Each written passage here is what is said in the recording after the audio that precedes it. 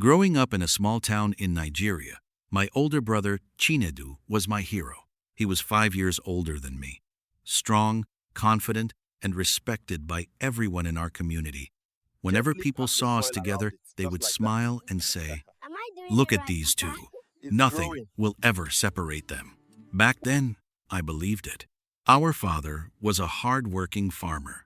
He owned several acres of land passed down through generations. He always told us, "This land is not just property. It is the blood and sweat of our ancestors.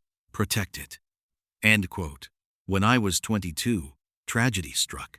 Our father died unexpectedly after a brief illness. The loss shattered our family. My mother cried every night. I could barely function, and Chinedu became the head of the family. At first, everything seemed normal. He handled the burial arrangements, managed family meetings, and spoke confidently about protecting our father's legacy. I trusted him completely. Why wouldn't I? He was my brother. A year after our father's death, I moved to Lagos to pursue work opportunities. Jobs were scarce in our town, and I wanted to help support our mother financially. Every month, I sent money home. Sometimes I skipped meals just to make sure my mother had enough. Whenever I called, Chinedu assured me everything was fine. "Don't worry," he would say. "I'm taking care of everything." I believed him. Then one afternoon, everything changed. I received a call from an elderly neighbor. His voice sounded hesitant. "My son, there's something you need to know." I felt a knot form in my stomach. What happened? There was a long silence. Then he said, "Your brother sold your father's land years ago." I laughed. It sounded impossible. Surely he had misunderstood. But he hadn't. The entire family land had been sold. Every acre, every tree, every piece of history my father had worked for. Gone. And I had never been told. I immediately traveled home. My hands trembled during the journey. Part of me prayed it wasn't true. But when I arrived, I saw strangers building structures where our father's crops once stood. The reality hit me like a truck. I confronted Chinedu. "Tell me this isn't true." He looked away. That silence told me everything. My chest felt tight. "You sold it?" Finally, he nodded. "I needed money." Needed money for what? His answer left me speechless. Luxury cars, parties, business ventures that failed. A lifestyle designed to impress people who didn't care about him. He had sold our inheritance for temporary status. Worse still, he had forged documents to avoid informing me. My own brother. The person I trusted most. The betrayal cut deeper than grief. It felt worse than losing my father. Because this time, someone chose to hurt me. And that someone was family. My mother collapsed in tears when she learned the full truth. The shame spread through the community. People whispered whenever our family name was mentioned. That day, I decided to walk away. I stopped speaking to Chinedu. Months became years. Years became nearly a decade. During that time, I worked relentlessly. I started a small logistics business, then another. Slowly, my life improved. By 40, I had built a successful company. I bought property, provided comfort for my mother, and finally found peace. I thought I had left the past behind. Then one rainy evening, my phone rang. The number was unfamiliar. I answered.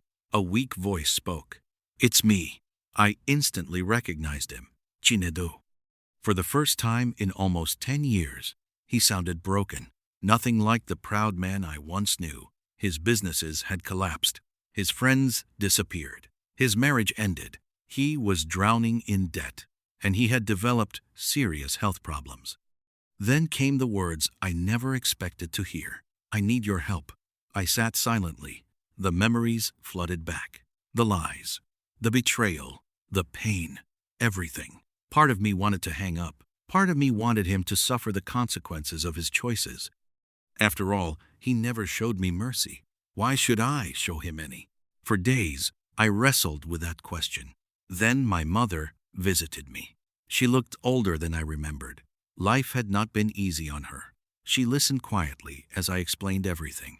When I finished, she said something that changed my life.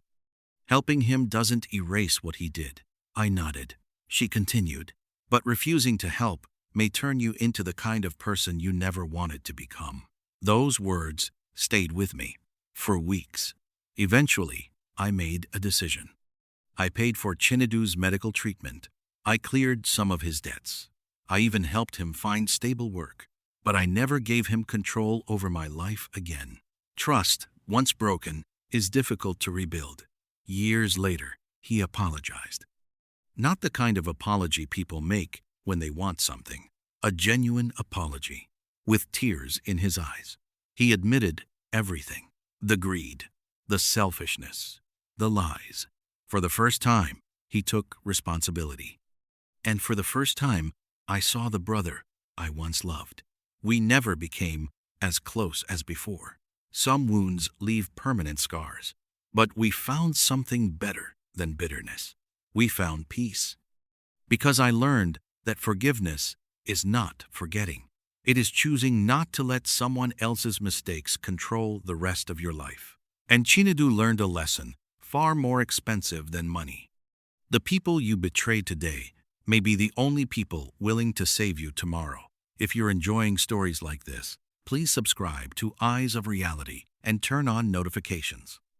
Your support helps this channel grow and allows us to bring you more powerful stories inspired by real-life experiences. Remember, sometimes the deepest wounds don't come from strangers. They come from family.